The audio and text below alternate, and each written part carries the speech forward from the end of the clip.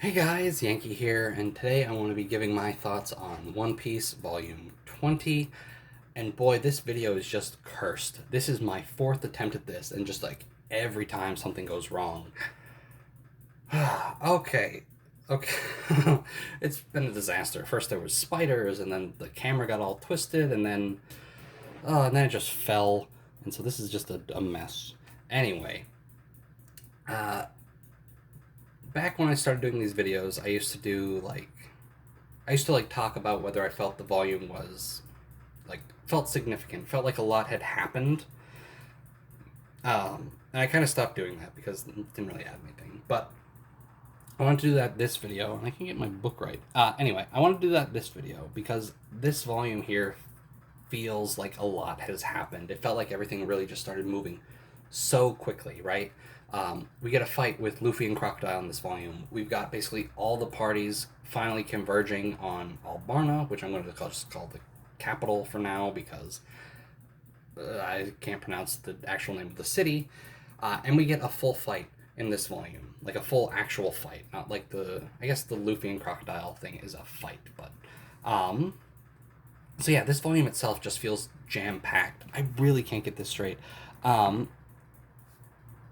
that looks whatever. That's good enough.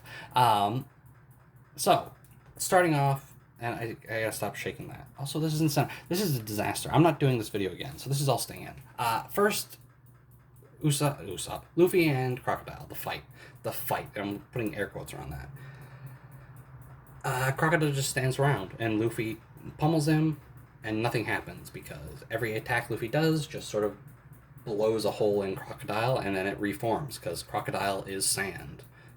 Luffy punches him, his fist just goes through, and then when he takes it back, the hole just heals up. If he kicks him in half, no problem, he just reforms. He desperately tries to bite down on Crocodile. I don't know what the plan was, but that also fails. And about that, really quick, throughout this series, or like at least so far, like occasionally Luffy will see something and then try and replicate it, or he'll make a new move based on it. So like during Arlong Park, he saw the pinwheel on Gin's hat and made Gum Gum Pinwheel, that move where he attacked the sea cow. Last volume, he fought against Wapol and he got eaten. And so I don't know if this attack where Luffy tried to eat Crocodile was like in reference to that, something he saw and just sort of tried, or if he was just desperate. But that's the first thing that came to mind when I saw it, and I just thought that was neat. So yeah, Luffy tries to attack Crocodile for a while, nothing happens, and then Crocodile shoves his hook hand through Luffy's chest and leaves him for dead. Luffy got no attacks off. The only damage, again, air quotes around damage, that Luffy did was when Crocodile had his fist through Luffy, Luffy like grabbed his arm and squeezed it, and that's all the damage he did. He didn't even get off an attack, so like at most, like he'll have a bruise. So there's that. That fight was great. Luffy is finally facing a villain that's actually like feels stronger than him. Like up until this point, Luffy has had it pretty easy. Like he's always just been like the strongest around. And like yeah, he's taken some hits and he's taken a bit of a beating, but he's never been defeated. And in this, at least this part of the fight, right? This first battle with Crocodile, Luffy got the floor wiped with him, right? I don't know if that saying works that way, but Crocodile just took Luffy down easily, and that's great. Like Crocodile feels like a significant threat, and he has like throughout this arc, right? Like with all his scheming and things like that, he feels in control. Um, and we saw him take on some like fodder, um, but you never know how strong those guys actually are. Like now, Crocodile feels like a serious threat, so that's great. Next up, we've got Vivi and the Straw Hats. So they get to the capital, and they are basically trying to stop the rebels who are also trying to get to the capital. Um, Vivi's plan is just try and meet Koza, and if he sees her, like he'll stop and talk to her. Right? She's been gone for how many years, and they're friends. So that's the plan. Just gotta meet Koza. And so the Straw Hats decide that they're going to split up to sort of separate the Barrack Works agents and sort of split them off into more manageable chunks, right? We got 6 people riding in. They split up in pairs of 2s. And then the Barrack Works agents, there's what, 5? So 2 follow Group A, 2 follow Group B, and then 1 follows Group C.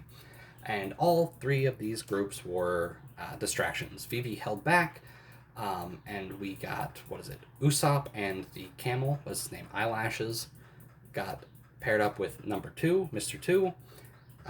Zoro and Nami got paired up with Mr. 1 and Miss Doublefinger. And then Sanji and Chopper got paired up with Mr. 4 and Miss Merry Christmas.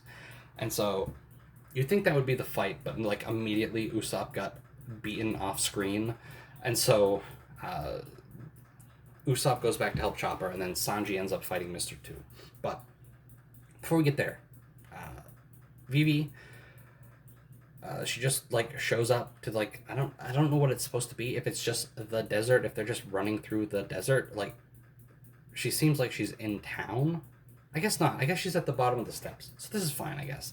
But there's not really like roads or anything leading to the capital here. So she's just waiting. The rebels are coming, and she's like, all right, I'm just gonna stand here, my arms held out to just sort of like hopefully stop them.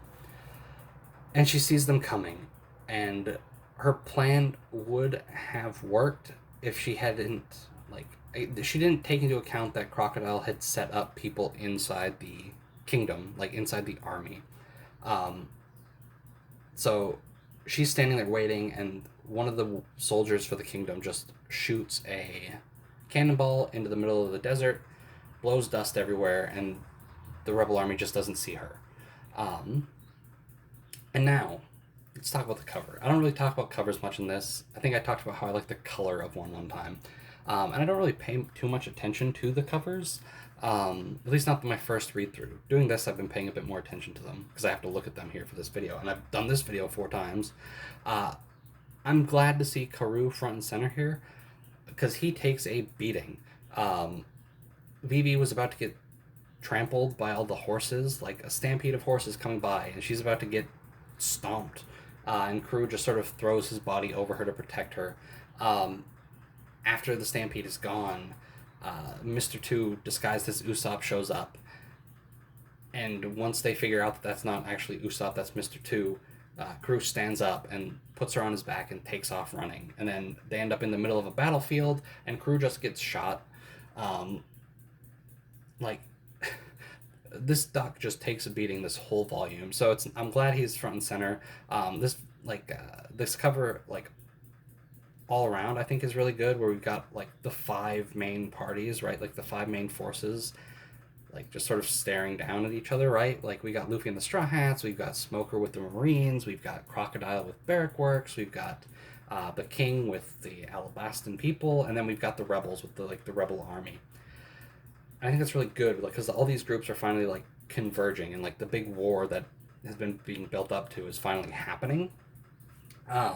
So with Mr. 2, we finally get a payoff for the little bandage around everybody's arm, and we learned that the bandage around everybody's arm is not actually the sign that that's who they are. Underneath the bandage, you take that off, and there's supposed to be an X there. So when Mr. 2 disguised as Usopp shows up, and like he tips Vivi off right away because he just calls Karoo like that bird or that duck or something, and we see like a quick flashback to Usopp and Karoo being like pals, like they fought together on Little Garden, so like they're friends. So that like sort of sets her off, and she's like, okay, prove you are who you are. It's like, look, I've got the bandage. And then we get the flashback sort of explaining what the real mark was. So that was cool. I'm glad that actually paid off. Like, you're not going to set that up and then just do nothing with it. But I like how it played out. And then Mr. 2 is about to attack Vivi, and Sanji saves the day. And that's it. We don't see any of that. What we do see is Usopp and Chopper versus Mr. 4, Miss Merry Christmas, and their dog. That's not really a dog. I forget what its name was. It doesn't matter. The dog's name isn't important. In this fight, like, I don't really have much to say about it. It was a good fight. Usopp is weak and afraid and was ready to run away, and then like Miss Merry Christmas insulted Luffy's dream of becoming Pirate King, and he gives like a little speech to Chopper about how when somebody insults your friend's dream, that's when you gotta fight. And I'm not really doing the scene justice. It's good. It plays well. And I think I like this whole fight is really good. Usopp, I think his speech is really good. He doesn't get like that's his moment to shine, whereas Chopper gets like a couple attacks in, like a good couple hits. Like he figures out how to defeat the dog. That's also a gun. He does the finishing blow kind. Well, not really. He's a big part in the finishing blow to Miss Merry Christmas, and then Usopp and Chopper sort of do like a tag team attack to take down Mr. Four. The fight's good. Like it's all good. This whole volume is great. The one thing about this fight that I want to talk about isn't the fight itself, it is the dog, who isn't actually a dog. It is a gun who has eaten the dog fruit, I think the Dash Hound form of it. And Miss Merry Christmas does like a little explanation about how in the Grand Line somebody found a way to feed inanimate objects devil fruits. And we got Usopp talking about like how does that work? Like the fruits don't have a mind of their own. Like how does a gun ingest a fruit for a dog, and now suddenly it's got the mind of a dog, which is interesting. And I think that's it for the volume. Like Vivi's trying to find Koza to try and no, I think Vivi's running back to the castle now to find Chaka. She's desperately trying to stop the war. Luffy is trying to get some food so he can restore his power to go fight Crocodile. We've got all the fights set up except for Usopp and Chopper, who won already. So yeah, we're sort of like in the thick of it now. We're in the action, and it's really good. Anything in the SBS? I remember there was something that caught my eye, but I don't remember, so it must not have been too important. We started a new cover story here about Hachi the fishman, the octopus fishman from Arlong Park, where he escapes the Marines and he's just going home. He's done, he's had enough, and he's just swimming around the sea trying to make his way home. We only got like 2 or 3 parts, so not much happened there. Yeah, I think that's going to do it. This is a great volume. I'm really excited to get to volume 21. I'm really excited to finish off this arc in general because it's been really good. And I know because I've read it before, like some really great stuff is coming up. So I'm really excited. Anyway, thanks for watching, and I'll see you guys next time.